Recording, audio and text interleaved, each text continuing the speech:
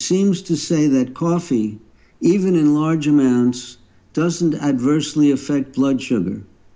For me, it seems that caffeinated coffee in the morning causes slightly elevated blood sugar for the rest of the day. Well, I believe it, because I've treated many patients, many who drink a little bit of coffee, some who drink a lot of coffee, and what I see is that for some people, if there's no added sugar or cream or milk, they have no effect upon their blood sugar, and others have a substantial effect on their blood sugar. So it's not what you're going to find out on the internet. It's going to vary with the individual. I remember when I was in medical school, I was taught about glucagon by Ora Rosen, who subsequently discovered the chemical structure of the insulin receptor.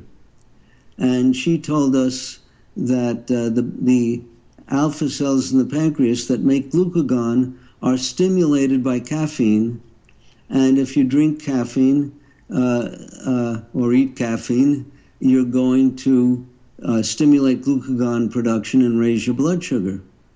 And I believed that until I started experimenting on myself, and I found that the coffee didn't seem to have any effect. But when I went out in practice, I found that for many patients it had significant effect. And I don't know how to predict which patients are going to respond to the coffee with high blood sugars and which are not. But I believe what this lady says in her question. Next question. My new doctor says my diabetes is too controlled with an A1C of 6%. I am 68 years old. He says it should be above 7 for older people. Is this true? Well, actually, as I recall, and I could be wrong, the ADA, American Diabetes Association, recommends over 8% for older people. The reason they give is that these people are not going to live very long anyway. They may not die of complications of diabetes. They're probably near death anyway. So why deprive them of the sweet foods and things that could make life enjoyable? Just let them go down the tubes.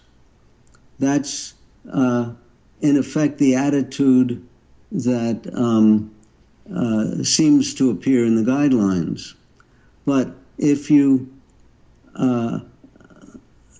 speak to some of the people that were originally involved in these high carbohydrate guidelines many years ago, as I did before I became a physician, they're worried about hypoglycemia. And I've stated this experience over and over. I'm told, hey, I'm a doctor, I specialize in diabetes, I treat several thousand diabetic patients. If they all die of congestive heart failure or go blind or have their legs amputated, those are natural consequences of the disease. So I'm not responsible if high blood sugars kill them slowly. But if one patient dies of hypoglycemia, I get sued. Well, in modern years, there's even an additional factor to take into consideration. Let's say that a doctor is treating an older patient. The patient dies of hypoglycemia, but he's told the patient, you have to keep your blood sugars, well, an A1C of 8 would be above 280. No, I'm sorry, above 220. And this patient dies of hypoglycemia. The doctor can say, I my chart notes show that I was practicing in accord with the ADA guidelines. I told him his blood sugars have to be above 220, his A1C has to be above 8, so I was in accord with the guidelines. And in most courts in this country, if you stuck to the guidelines, you can't be sued. So even though he died of hypoglycemia, I can't be sued because I was sticking to the guidelines. That's sort of the ball game. And if your doctor is trying to do this sort of thing to you, you should find a doctor who's more sympathetic and who would place a greater value on your survival.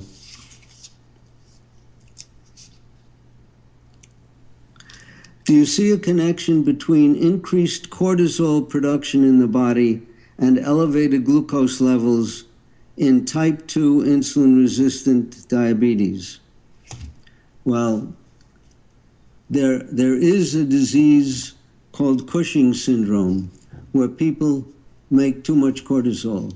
Although I've seen thousands of patients, both in my private practice and in clinic, I cannot offhand recall one patient with Cushing syndrome. Maybe I saw one somewhere back there, but this is very rare.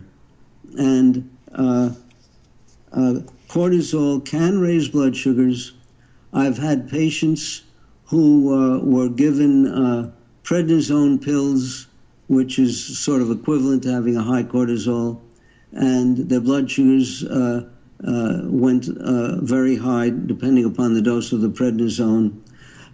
When I had frozen shoulder some 50 years ago, an orthopedic surgeon injected cortisone into my shoulder, and my blood, and I think that may have been, maybe it was 40 years ago, just after I got my first meter, and my blood sugars were high for 2 months. And I've seen other people who receive steroid injections having high blood sugars for periods of months, again from cortisol. So if you give cortisol, you have to be prepared to give more insulin if the cortisol is really necessary. Now, in my case, for the frozen shoulder, that made it temporarily feel better and later made it get worse. The treatment for frozen shoulder is trigger point massage, not injecting with steroids. And many of these orthopedic procedures of injecting steroids are not effective, but some of them are. So it's highly variable upon what treatment's going to work and what isn't. In any event, cortisol raises blood sugar.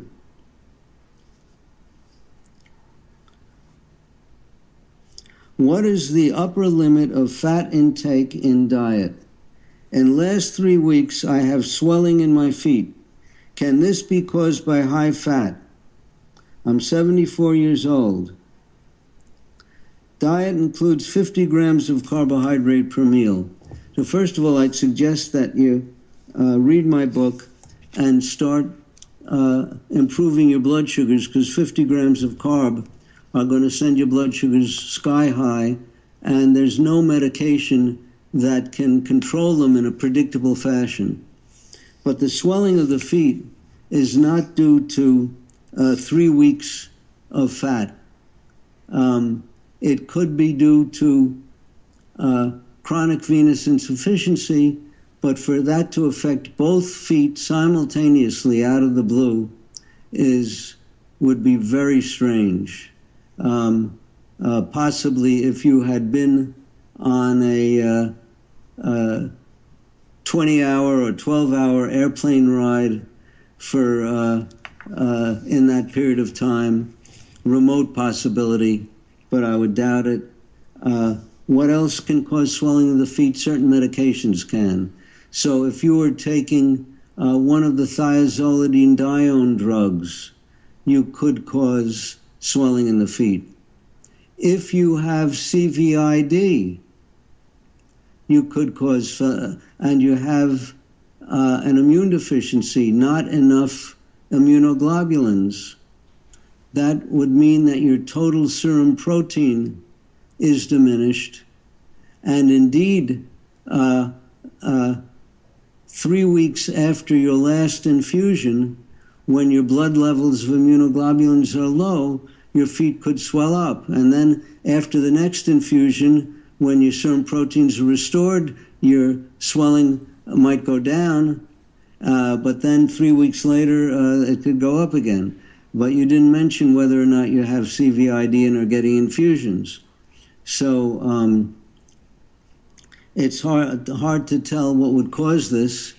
There's a condition called myxedema when thyroid is very low, but myxedema comes on slowly. It doesn't all of a sudden appear, and hypothyroidism doesn't appear all of a sudden unless you've had thyroid surgery or radiation or certain drugs, etc. There is a drug called amiodarone that perhaps can have an effect, a more rapid effect. So it's hard for me to tell. Pancreatitis can cause serum protein loss and swelling, but you'd have other symptoms. You'd have gastrointestinal symptoms. So you have an interesting problem. I wish I could figure it out. I gave you a few ideas, but you probably should see a very wise physician, because there are so many possibilities that you may have to consult several specialists before you find the one who figures out what the problem is.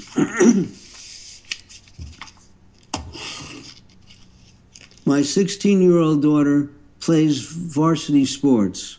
She becomes shaky and nauseous in the middle of lacrosse games. I checked her blood sugar was 180 milligrams per deciliter. Fasting glucose is 83. Is this a beginning sign of diabetes? Boy, it surely looks suspicious to me. Now, the first thing I would do is check your meter, because there are so many grossly inaccurate meters on the market that the error could be in the meter. But if she's consistently going up during the lacrosse games, this is most suspicious. First of all, I'd say get the most accurate meter you could find. Right now, the 2 meters that look good are the Abbott Freestyle, actually 3 meters. Freestyle Freedom, Freestyle Freedom Light, and we've had some success now around the normal range with the Contour Next. I wouldn't use any other meters. We've seen meters that give you 2 successive readings from the same finger stick that are 100 milligrams per deciliter apart. So there are a lot of worthless meters out there. Now, so if she's really going up, chances are she is diabetic. You could check her hemoglobin A1C as a cross-check. If this is a 16-year-old person and her A1C is over 5%, there's a good chance that she already has some sort of impairment of glucose tolerance. And of course, if she's over 6%, you can be sure she's diabetic. That's about all I can tell you. I'm 42 years old, diagnosed type 1 at age 26. I use an insulin pump. I also have palindromic rheumatism. Palindromic means that it comes and goes, comes, disappears, and reappears at random. I know that both conditions are autoimmune diseases. Is there any way I can reverse these conditions or lower my chances of getting another autoimmune disease? I really don't know. Most autoimmune diseases seem to involve some degree of inflammation and usually are associated with a number of inflammatory markers that can be measured in the blood. Trouble is, you can't predict which ones a given person is going to have. I recently had some experience. By recently, I mean within the past 4 days, that might or might not be pertinent. My daughter has a 15-year-old dog who has osteoarthritis. And a few years ago, the veterinarian prescribed a pill that cost something like $128 a month. So I said to my daughter, let's try some fish oil first. It's a lot cheaper. So she tried some fish oil and it worked. And for a few years, it was doing fine, but the dog did not like the fish oil. And my daughter went about a year ago to a health food store and said, what can I use instead of the fish oil? And they gave her a product. The product was a very potent dose of curcumin, the spice. And the brand name is Cura, C-U-R-A, Med, M-E-D. Cura Med. It's called Superior Absorption Curcumin. And whammo, this stuff stopped each arthritis attack. And the dog comes up to her and nudges her when she wants a pill. And this has been going on for a year. So my sidekick, Samantha, has rheumatoid arthritis and can be extremely painful. And her hands swell up so much that she can't get her rings off. So when we heard the story about my daughter's dog, we immediately got some Curamed for Samantha. And she tried it at the start of an attack, and the pain went away, the swelling went down, the rings came right off. And she's now been doing that every time she gets an attack for the past 4 or 5 days. And it's miraculous. My wife tore a ligament in her ankle and was in chronic pain that waxes and wanes during the day, gets worse at night, probably because your cortisol levels are lower at night, and cortisone is anti-inflammatory. So I gave her some of this stuff at night, and it stopped her pain. But then it came back a number of hours later. So maybe by trying to chronically fight inflammation, something like this could be of value, but I don't know. It could be that if you use something like this chronically, other systems can be impaired. But I thought this was interesting enough to talk about, and I really don't know how to universally prevent autoimmune disorders. Next question. What do you think about all the positive talk about coconut oil? Should it be included in the diabetic's diet? There's been pros and cons talk about coconut oil. It has a trans fat that supposedly has some benefits to it, maybe cardiovascular benefits. I believe it's palmitolinolenic acid. On the one hand. On the other hand, there have been comments in various journal articles criticizing coconut oil. I saw a recent criticism of coconut oil in Consumer Reports. I think that if you have diet, and the question is, should this be included in the diabetic's diet? Looking for magical things outside of blood sugar control is sort of spinning your wheels and wasting time, I think. The people who do the best are the people with normal blood sugars. I've not seen well, I've seen only one case of benefit from a supplement that I could attest to and say I actually saw this. That was the case of the lady who couldn't control her overeating and had chronically high blood sugars in spite of taking insulin.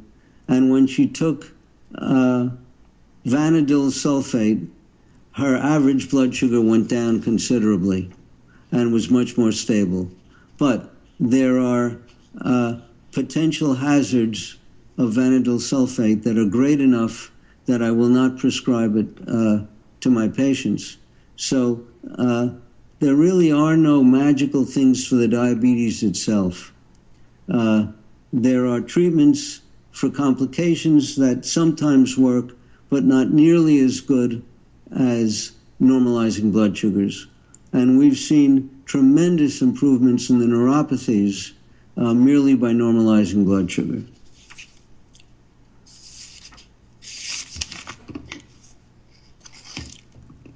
A lot of long-term type 1 diabetics are suffering with insulin resistance. We don't know what to do. Most of us can't lose weight. Well, first of all, you should read the book Diabetes Solution. The key is a low carbohydrate diet, but it's also a lot of other things that we describe in the book. I have one patient who we put on a low carbohydrate diet. She lost about 20 pounds and stopped losing weight. So we started this non-athlete lady exercising. And she exercises several times a week. And she's now losing weight, I think, at about a half pound a week. And she's between 5 and 10 pounds above her ideal body weight. So she's lost a large percentage of her weight and is getting close to her ideal body weight. And the exercise was the added key to further weight loss after she leveled off from the low carbohydrate diet. So exercise and low carbohydrate diets are of great value. But lowering insulin resistance also helps, because if you lower insulin resistance, you either make or inject less insulin, and insulin is a fat-building hormone. So in the book, we talk about using metformin and possibly other agents to help reduce insulin resistance. My favorite is the metformin, and there are new potential problems that have been discovered since the book, that you have to check vitamin B12, homocysteine, and methylmalonic acid, which are markers of B12 deficiency, because metformin can interfere with the absorption of B12, and you might need a B12 supplement. But otherwise, it's pretty benign stuff. For some people, it causes diarrhea. And I tend to avoid the other drugs that reduce insulin resistance, except as last resorts.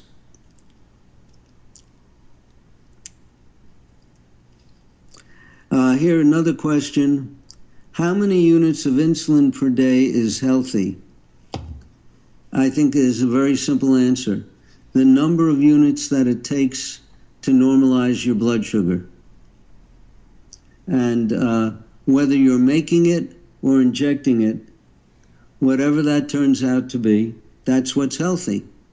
Now, I should have qualified what I just said.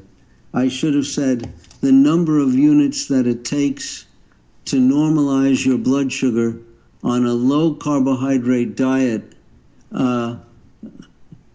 similar to the primitive diets that our ancestors had, where they couldn't get much in the way of carbohydrate and where they couldn't get any simple sugars to speak of.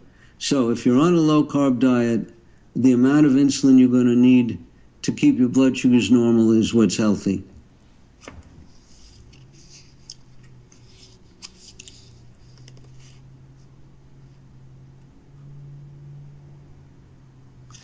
let's see.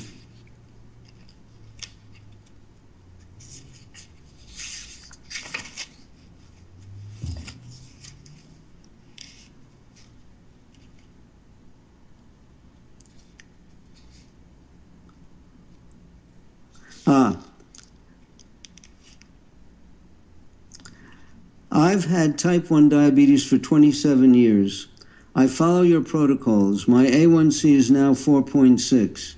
So this just reiterates what I keep saying. It can be done. Read the book. A routine eye exam showed moderate non-proliferative retinopathy, macular edema, and suspicious area of neovascularization.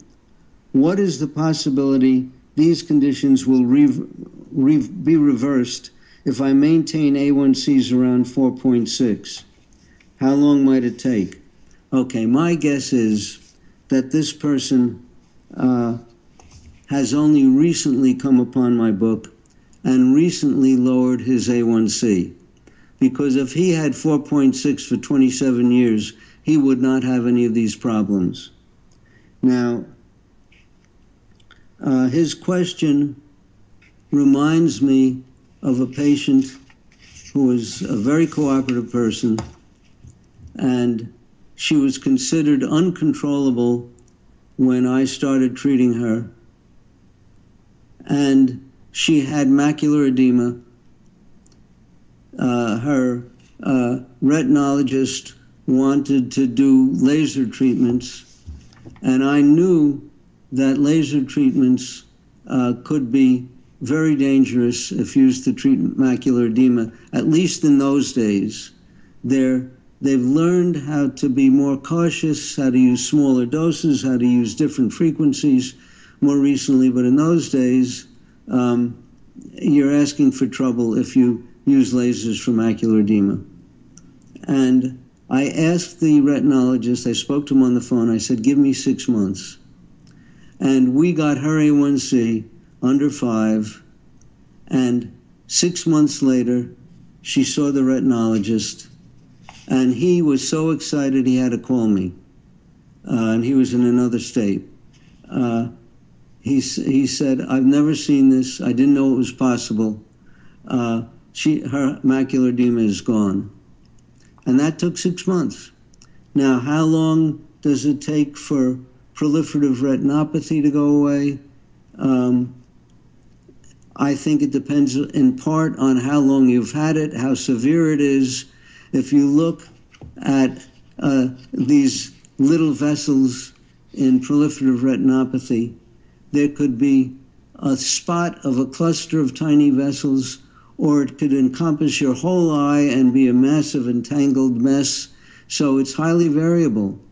But the fact that this case of macular edema vanished so rapidly, 6 months, I would encourage you and say that your problems will go away in real time. How long, I don't know, but just keep up with that 4.6.